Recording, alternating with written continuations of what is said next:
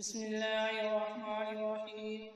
جنت کی حور 70 حور عین، قسط نمبر 22۔ جناب رسول اللہ صلی اللہ علیہ وسلم نے فرمایا، ایک آدمی کو لولو سے بنے ہوئے محل کے پاس لایا جائے گا۔ اس محل کے 70 بالا خانے ہوں گے، ہر بالا خانے میں حور عین میں سے ایک بیوی ہوگی۔ ہر بالا خانے کے 70 دروازے ہوں گے، اس جنتی پر ہر دروازے سے ایسی خوشبو داخل ہوگی جو اس خوشبو سے مختلف ہوگی جو دوسرے دروازے سے داخل ہوگی۔ پھر آپ صلی اللہ علیہ وسلم نے یہ ارشاد فرمایا، اعوذ باللہ من الشیطان الرجیم، بسم اللہ الرحمن الرحیم، فلا تعلم نفس ما اخفی لهم من قرۃ اعین جزاء بما كانوا يعملون۔ کوئی متنفس نہیں جانتا کہ ان کے لیے کیسی آنکھوں کی ٹھنڈک چھپا کر رکھی گئی ہے، یہ ان اعمال کا صلہ ہے جو وہ کرتے تھے۔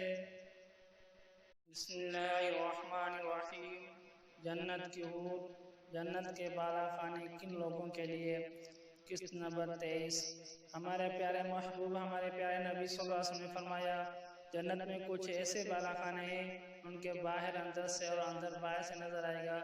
ایک دیہاتی نے کھڑے ہو کر کہا، یا رسول اللہ صلی اللہ علیہ وسلم، یہ کس لیے ہوں گے؟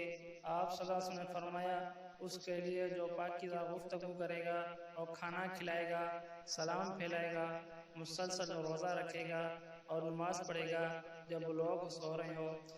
عرض کیا گیا، اچھے بول کیا ہے؟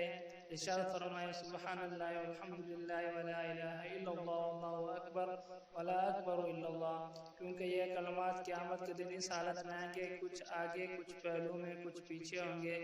عرض کیا گیا، مسلسل روزے رکھنا کیسے ہیں؟ آپ صلی اللہ علیہ وسلم نے ارشاد فرمایا، وہ شخص جو ماہ رمضان کے روزے رکھے گا، پھر اس کے بعد ایک اور ماہ رمضان پایا، اس کے روزے رکھے گا، جیسے رمضان آتا رہے روزے رکھتا رہے، یہ مسلسل روزے رکھنا ہے۔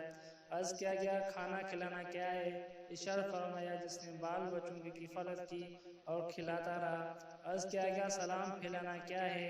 ارشاد فرمایا، اپنے بھائی مسلمان سے مصافحہ کرنا، سلام کرنا۔ عرض کیا گیا، جب لوگ سوتے ہو اس وقت کی نماز کیا ہے؟ ارشاد فرمایا، عشاء کی نماز پڑھنا۔